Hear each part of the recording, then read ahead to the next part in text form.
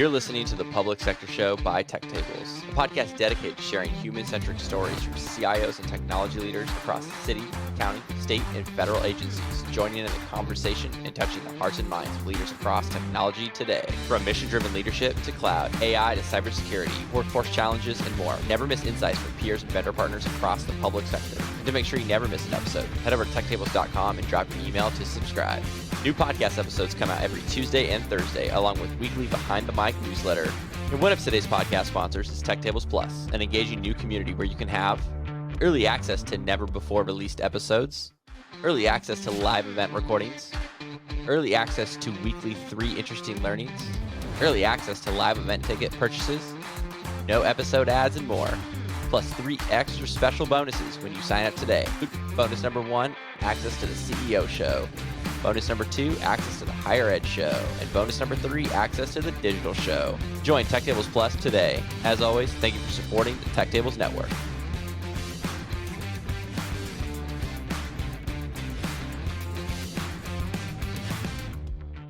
Kevin, welcome to Tech Tables. Super excited to have you on this morning. All right, great. I'm glad to be here. Thanks for inviting me. Awesome. So Kevin is Montana's state CIO, and he leads the agency responsible for transforming how Montana government serves Montanans. Before we jump in, today's podcast episode is sponsored by Nagarro Public Sector. Nagarro Public Sector excels at helping senior technology leaders in digital disruption from cloud and AI to big data and digital product engineering to system integration work across platforms. To learn more about Nagarro, you can head to nagarro.com.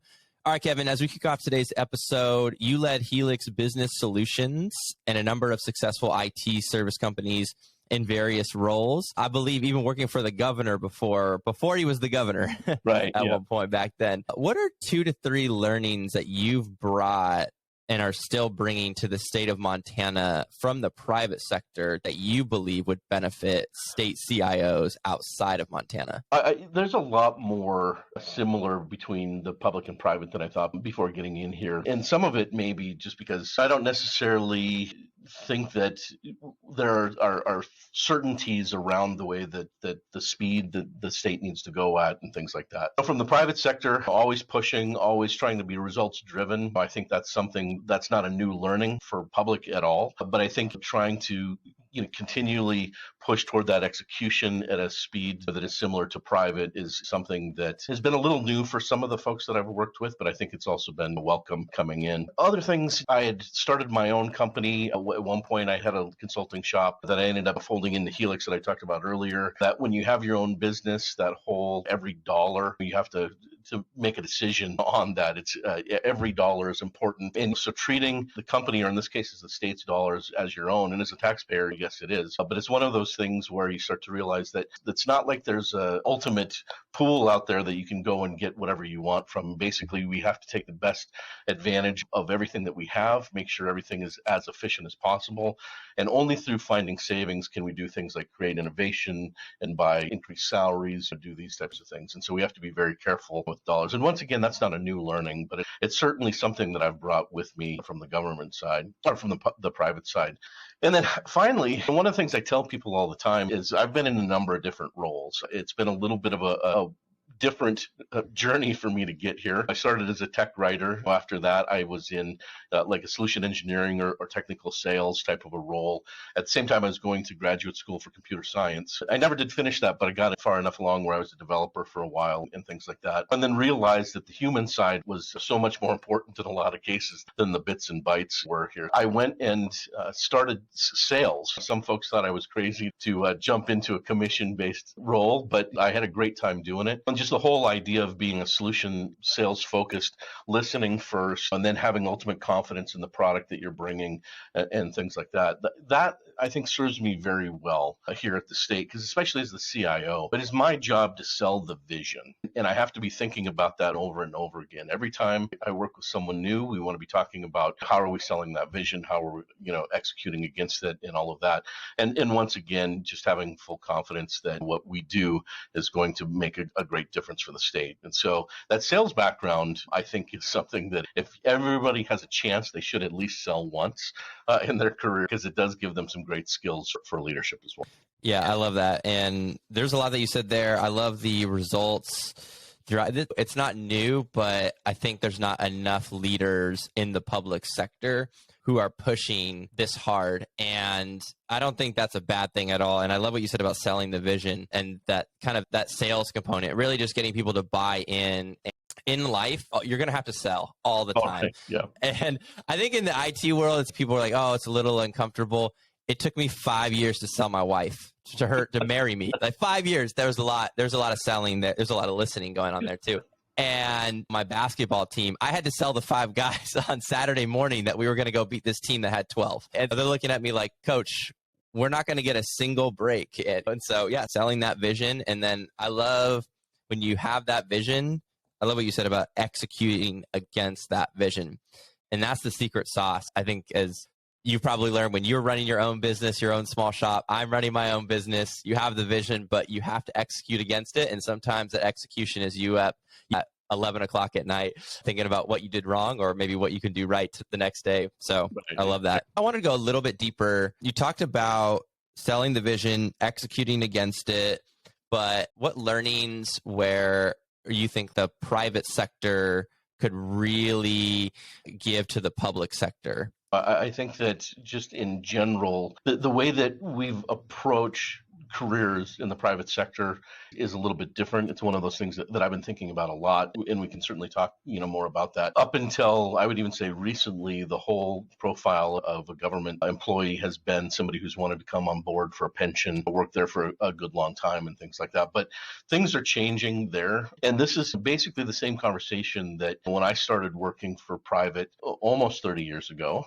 we were having some of the same conversations. Even back then, this was in 92, 93 that we were talking about. Even then, people aren't going to start with the company and work there for the rest of their life. It was different. And so the total focus was on developing that employee for the time that you had them there, creating a great place to work. Experience for the people that are there is ultimately important. Things like in the private sector right now, onboarding and having that be such a wonderful experience is so important. And I think we're starting to see that in the public sector as well. COVID changed a lot, I think, in a lot of different areas. And one of the big things there was that the location really matters a whole lot less when you have the qualifications. It's not that wasn't already happening anyway. I had worked from home for quite some time before I came over to the state. But when with COVID came all of this moving home, and then all of a sudden even a higher demand for the technical resources.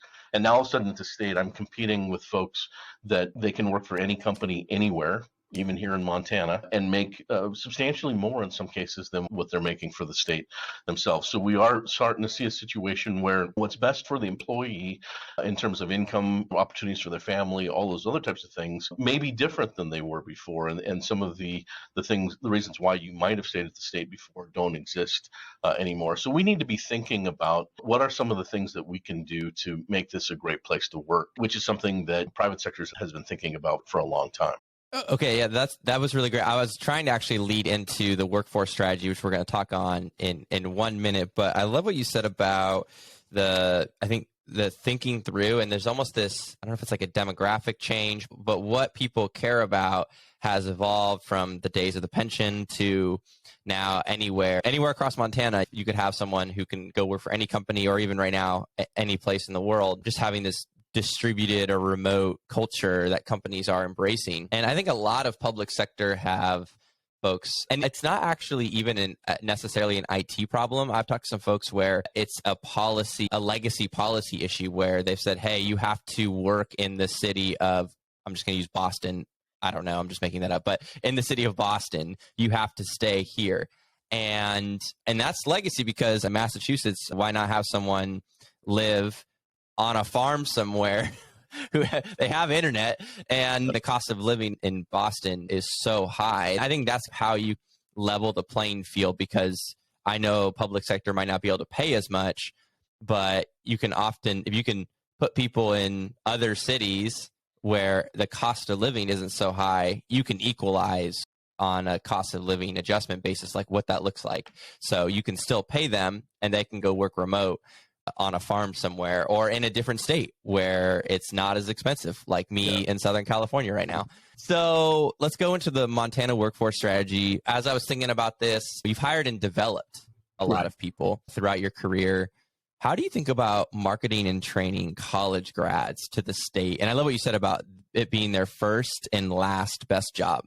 Yeah, so this is something that we've been thinking about a lot. Like I said, if they're not going to be here forever, what can we do to make sure that we are both offering value to the employees as well as, them?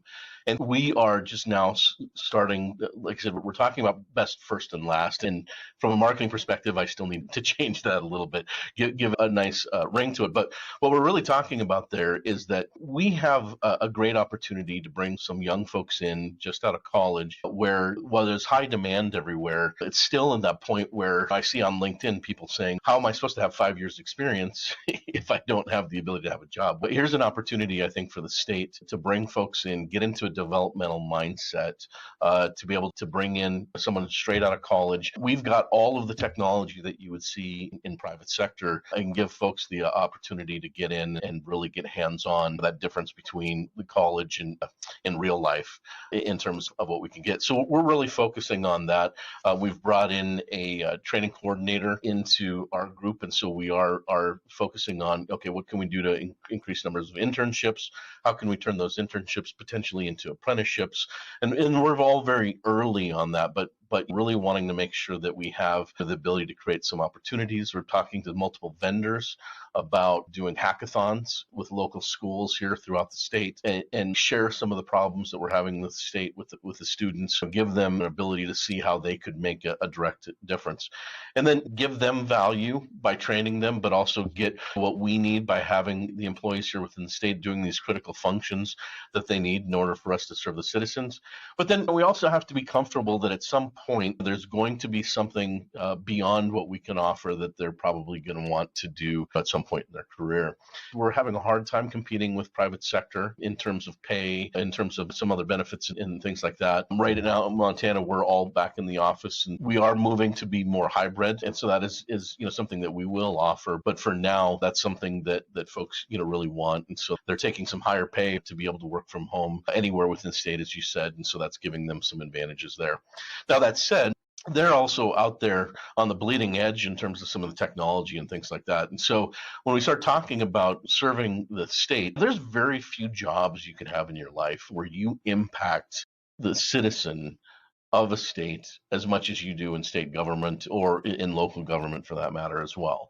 You can see the direct impact of the things that you're doing. You have that ability to directly impact the citizens of the state. You have the ability to, so for example, the problems that we're dealing with, one of the first things when I came on is we're building a system to help people get housing rental assistance, because folks during the time of COVID were potentially losing housing. And so how can we get assistance out to these folks?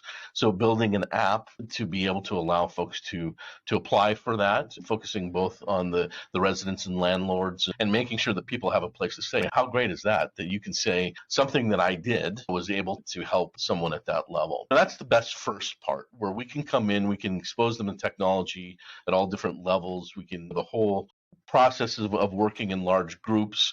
We're, for example, implementing scaled agile framework, which is something that's very common within private sector, understanding just not only the code pieces of it, but how to work with others, how to work on teams, how to have a developmental mindset, do all these other types of things. The last part, which is as folks go through their career, there comes a point too where, at least for myself, and I think for a lot of people, that wanting to give back a little bit. This is my first public sector job that I've ever had. It's almost 30 years that I've been in high tech. And I was talking to the governor, and as you mentioned, I'd known the governor beforehand. We had worked together for about 14 years at one company, and there's an 8-year gap, and then he was elected governor and was looking for a CIO, and I was looking for a way to give back. I've lived in Montana my entire life. I've worked with companies all over the world. I've traveled, a lot and done all these things, had some great opportunities. But here was my opportunity to basically give back and be able to see some of the contributions that I'm making to the state in order for the state to serve the citizens of the state itself. For those that are like me, that as they're, hopefully my career's not over yet, but although I have heard that CIO does stand for career is over, but given an opportunity to give back and help folks out. One of the things that we want to be thinking about is treating folks who have worked for the state as, so that this is not a situation where if you go somewhere else, as a matter of fact, we're hoping that we can train you so that you're very valuable and that you'll choose to stay here a good long time. time, but at the same time, we'll treat you as alumni. Go out, you're working on the bleeding edge, and when you're ready to come back and do some service, we want to be here as an avenue for you to provide that service to your fellow citizens. And that's something that we're looking at too. What kinds of things can we do as people are starting to think toward the latter parts of the career? I'm not going to say end, but the latter parts of their career where they may want to move back to the state. For a long time, we've had some great tech tools here, or tech schools here that have done a great job of exporting expertise out of the state. And what are things that we could do to bring people back? We saw in the time of COVID, this is a place that people really want to move to because now that they can do remote work, we've got some of our areas here that are just blowing up and they're growing like crazy. And I think we have some great things to offer here. And so for those folks that want to come back, come to the state, like I said, we want to offer remote, but at the same time, we'd love to have them here being a part of the Montana economy and being able to start thinking about that next step. Yeah, no, that is great. There's a lot that you said there, and I want to just take it one by one because Sure. it's really good. So the first part is when we talk about that early investment. So for me, I worked at a property management software company called Yardi Systems. I don't know if you've ever heard of Yardi. Yeah. Okay, awesome. And I love my experience at Yardi. This was 10 years ago at this point, maybe even more. But when I first started working at Yardi, during the interview process, you interview with 8 managers. And at the time, the 8 managers who interview you, they look for all of the skills. Hey, you have these 10 skills. If you check the box, you're going to get a job. I had 1 out of 10 of the, I had 1 out of 10. That's all I had. I knew accounting. That's like in college. And I didn't know what a DB was. I didn't know anything. And I had this one manager who had owned his own business before and he got acquired. And he believed in me. He was like, hey, I'm going to hire this kid. And everyone else looked at him like he was crazy. And that was the shot. So I went through this process where they just sent me, I learned SQL. I went to coding school, this like in-person coding school in San Francisco, which was great. Learned SQL. And then I started, writing packages, dropping stuff in, updating tables and the whole thing. And then going back to, I love what you said about you're actually impacting real people. Then I started to go on and normally that was for the PSG group, which is the professional consulting group. But he said, and I was a technical account manager, and he was like, hey, the best way for you to learn is to be with the user on site. So he granted me an exception and I would go. And then I started realizing, wow, the people in the database, they're real people. When you update the rows and records and everything, you're making real adjustments. There's people's rents, people's information. Like these are all real humans, even if there's a million of them in it. And so that kind of process I had thought a lot about because not too many people or companies were hiring like that. Now it's a little bit different where companies, I think, are looking at folks and saying, hey, does this person have like the ingredients to make a really great employee? And then we can train you. Most people can go learn SQL. Most people can go learn whatever, web, whatever. It doesn't matter. I think that's a really fascinating concept where I think even in public sector, looking for younger folks, and maybe they're just graduating college, or I think folks that are hungry too, and they're really smart, and they can start that, what I'm going to call ecosystem, where they get in, they learn a bunch of skills. Maybe they work for 2 to 3 years for you, maybe a little bit longer, but then they leave, maybe they go private sector, then they come back and they have a little bit of a different perspective that they can bring. And I think that's really fascinating. And I love what you said about treating them as alumni. And I haven't heard it like that before in this context, but I love that. I think I'm going to steal that. More public sector CIOs should treat that as alumni. And as a basketball coach, I'm an alumni. I played at the school I coach. So I am an alum. And it's so fun when you have, now that I'm thinking about it on the basketball court, I'm like, it is so fun when you have alum come back and they're giving, whether they're coaching, and probably very similar. I get paid like $0 to coach, but you probably get paid more than $0, but I get paid about $0 to coach. But I am actually an employee of the Santa Barbara Unified School District in order to be on campus. So that's my not waiting till I'm much older to give back. That's my public sector giving back experience right now. But I love what you said there. And then just that ecosystem of having the alum come through. I think as you start to build that culture, you might not see the impact. You might see the impact very small right now, but I think 10 years from now, 20 years from now, That's just an awesome legacy to leave for the state as younger folks who are in their 20s and 30s. I'm in my 30s, who would come back to the state to serve, which is great. I love that. And on top of that, I've done a lot of studying of goals and research on goals and things like that. And one of the things that they found was a learning goal in a lot of cases is more, you get more results out of a learning goal than you do out of a specific result. As much as we want to have SMART goals and all of this, sometimes just picking a goal to learn something you're going to over accomplish because you're not set by any bounds. You're not setting artificially low goals or anything like that. You're just learning how to do something.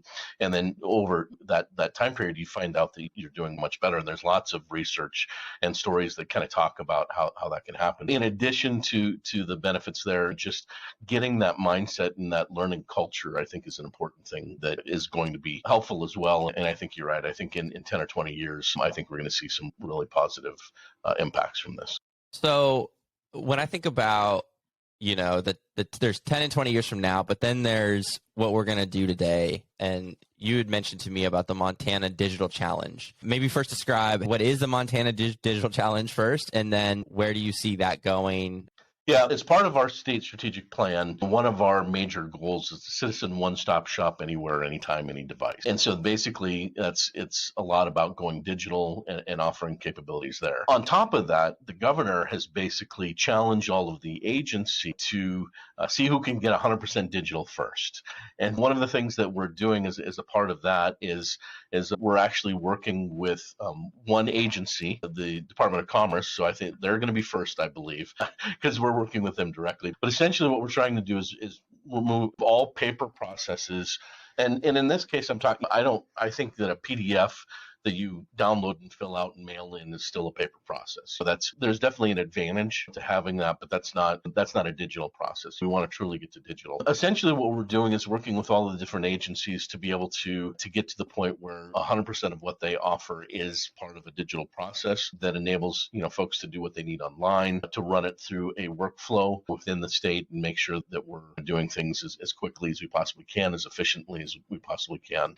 Now, there's obviously a big challenge in that. Any state there's a lot of legacy paper, and there's also a lot of legacy applications that are not part of this challenge. Modernization is another huge thing that we're working with. What can we retire, eliminate tech debt? Can we do all these? And so a lot of the tools that we're going to be using are going to be quite similar. And we have tools that are quite different now than they did 20 years ago, but unfortunately, there's still systems in place that are 20, 30 years old, and we're having to have folks that are up to date on those systems. Quite honestly, some of the stuff is not even taught anymore in college. You'd have to take special classes in order to get some of this. Finding people for it is hard. We've got a lot of this, and so a big focus that we have here is low code, no code. So what we're trying to do is, we understand that as an IT organization, just for us to go and say within the next year to replace everything and have a digital process for everything would be next to impossible. Yes, we can pick out one agency and swarm it and make sure that we have something done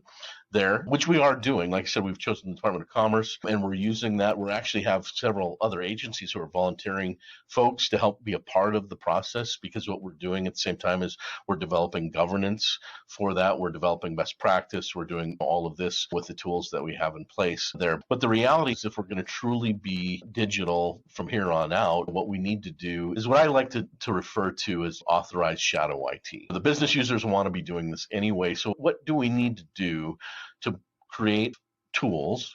And I'm a firm believer there's no one tool for every job. We're looking at several different vendors. We are asking that there are ways to bring all the data into a common repository over time so that we can do something with that data as we go with it. But essentially looking at a lot of different tools in order to enable the business or citizen developer, if you will, to be able to build out some of these tools. And getting that closer to the business is something that is a huge goal for us, and something that we're focusing here on the short. And so that's how we're going to get to 100% digital. original. But like I said, governance is a big deal. We want to make sure that it's not just some form that's out there that's feeding data into nowhere and creating bad experience for citizens because it's not going anywhere and it's not providing what it needs. We want to be able to monitor. We want to make sure that there's best practice. We want to be able to provide a good user experience, all these other types of things. So that's the work now, is defining that tool set and creating the guidelines that we need to give to the business in order to do what they need to do.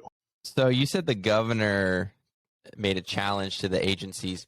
I don't know. I haven't researched all 50 governors.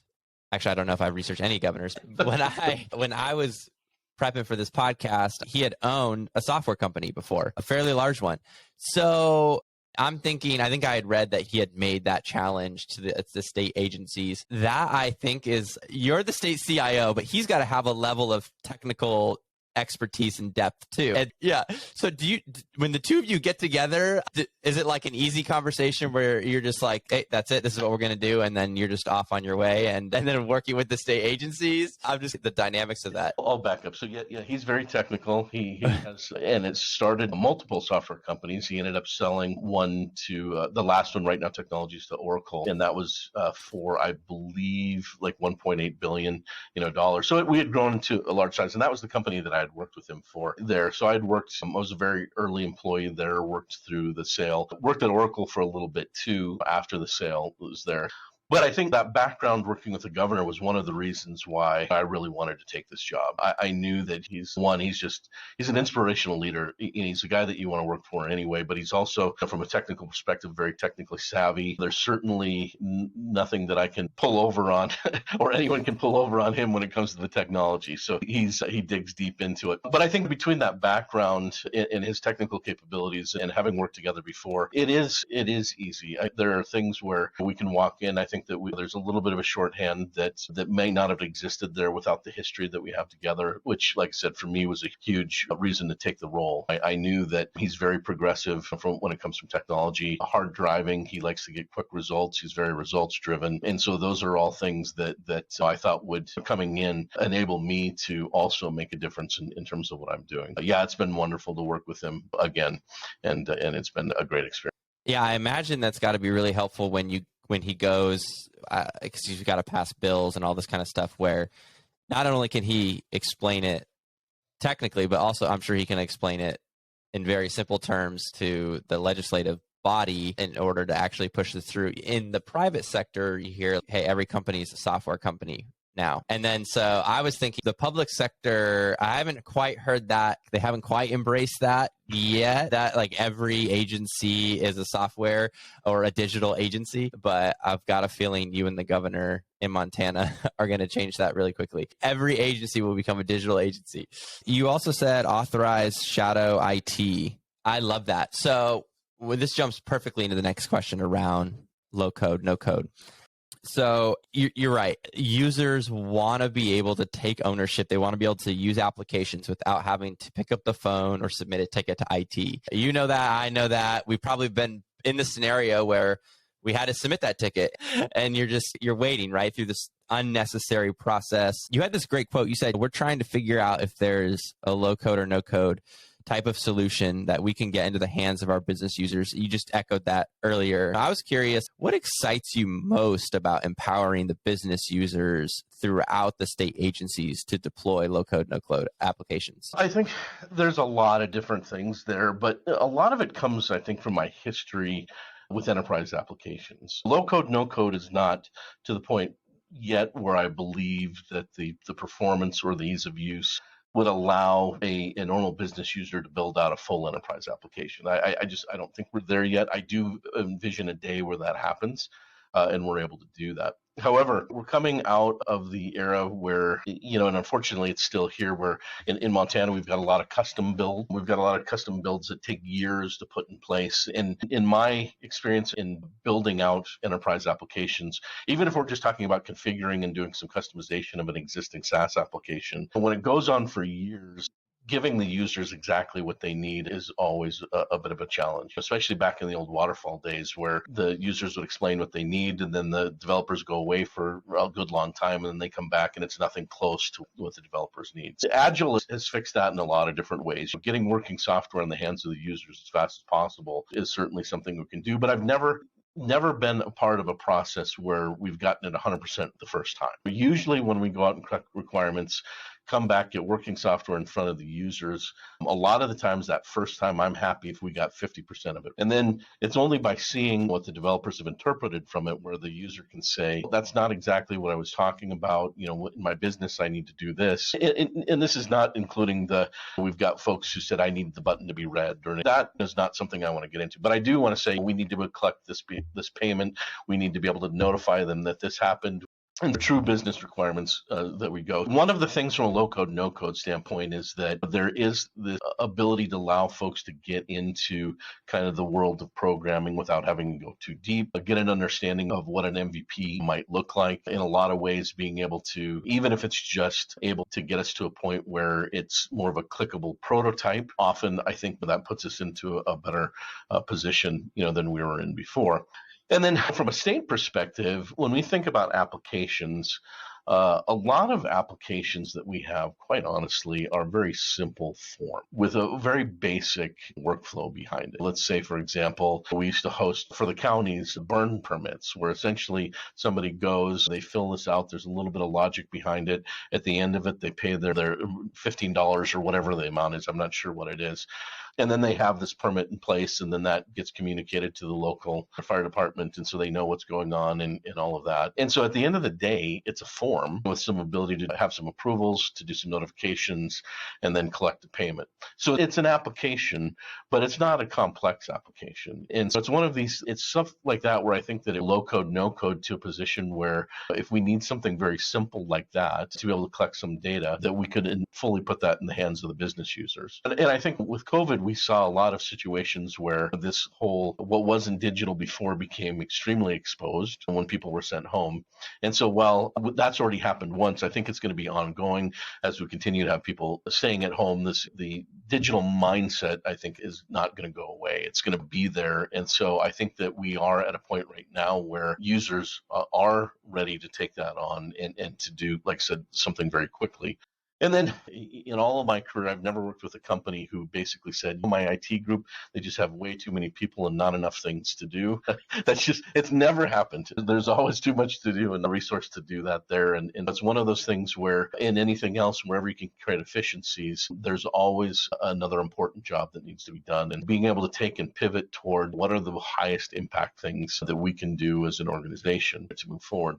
And then once again, we talked earlier about the challenges that we've had with competing against private sector for talent. The reality is that over time, we're going to have to do more with less. It always comes down to you have to do more with less. But I think that as the talent competition heats up, I think that's going to become, even more and more important. And how do we create the tools in order to enable us to do more with less over time and make sure that we just can't stop delivering the services from the state perspective? How do we make that so efficient that we can get that into the hands of the folks that know the business better than anyone else, are able to deliver that service? And then at some point, we're going to have an MVP solution built in low code, no code that's not going to be able to scale.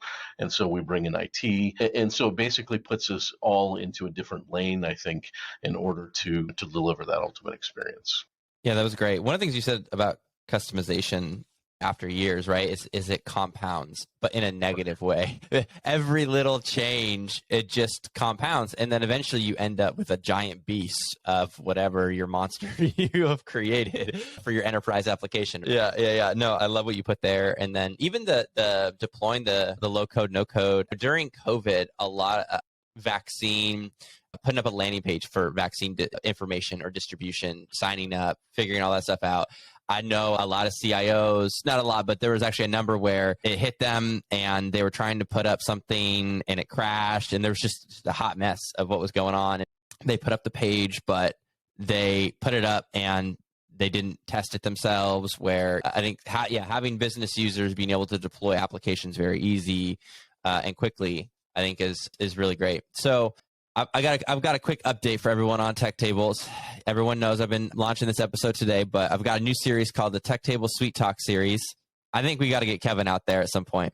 So I got these small, intimate conversations happening live across the U.S. starting April 21st in Phoenix with Arizona State CIO J.R. Sloan. He's been on Tech Tables a couple times. And Arizona Department of Education CIO Elizabeth Neely, ex-CSO for the state of Arizona Doug Lang, and in the city of Goodyear CIO Justin Fair, plus 4 other special CIOs in Phoenix, again on Thursday, April 21st.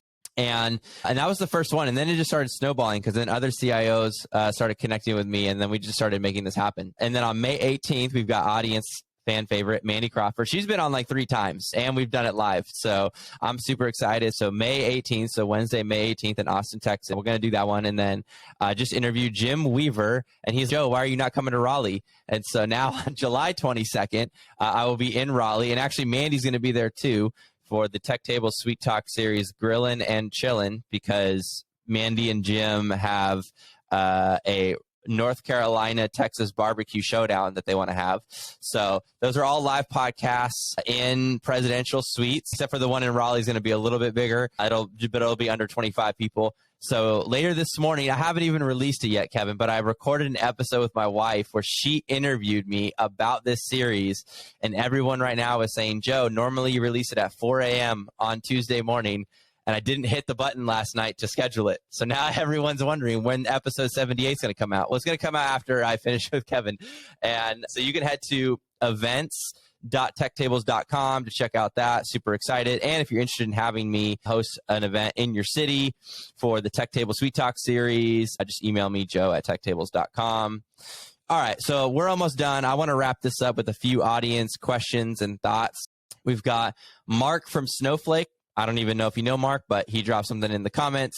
He said, what are a few hidden gem fly fishing spots? I don't even know if you like fly fishing. I definitely fly fishing, but those are typically keep those to myself. Okay. I'll tell you, I live out of Bozeman. Flying in there's a ton of guides around. It's certainly a great place to go. And I will say that my brother does guide from time to time on the Bighorn, so I've always got to recommend the Bighorn. The Bighorn. I've never been to Montana, and I've never been fly fishing, but I'm now very interested in what are the best months to come to Montana, by the way? This is actually a great question.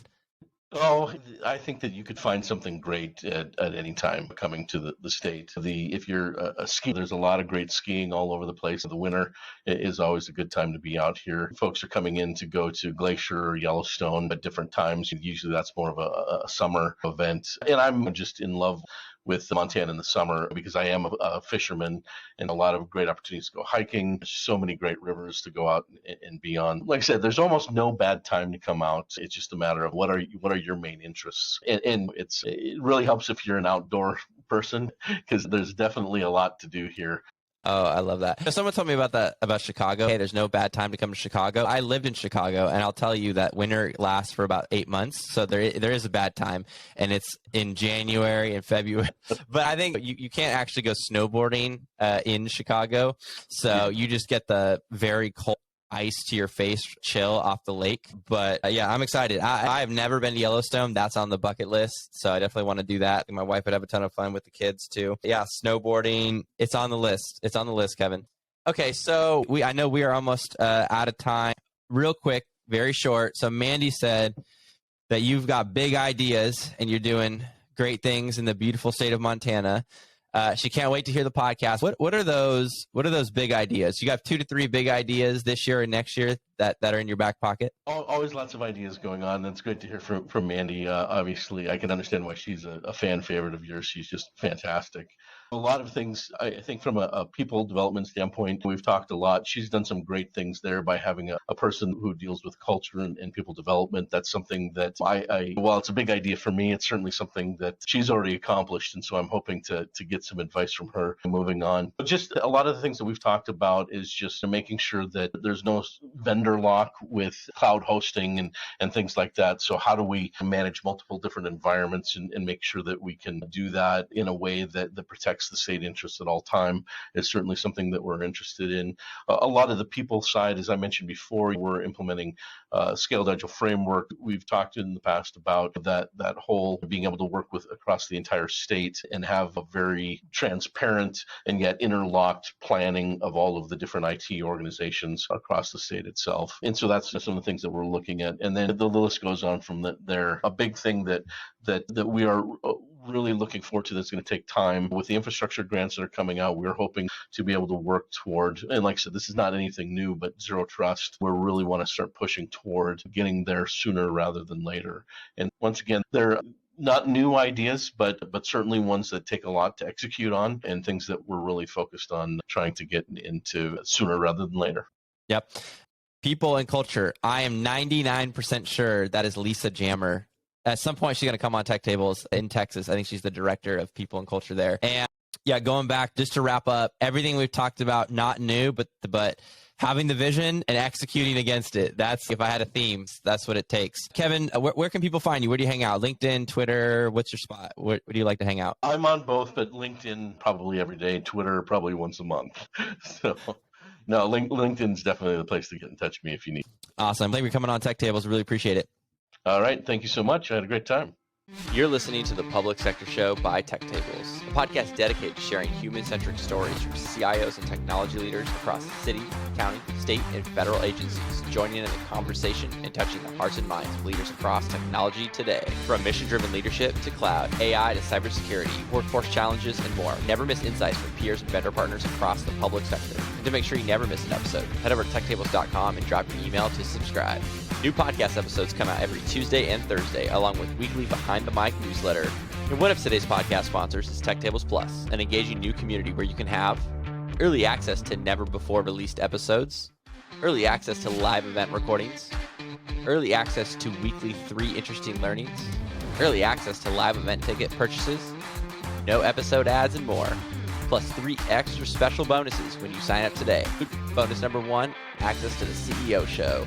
Bonus number 2, access to the Higher Ed show. And bonus number 3, access to the Digital show. Join Tech Tables Plus today. As always, thank you for supporting the Tech Tables Network.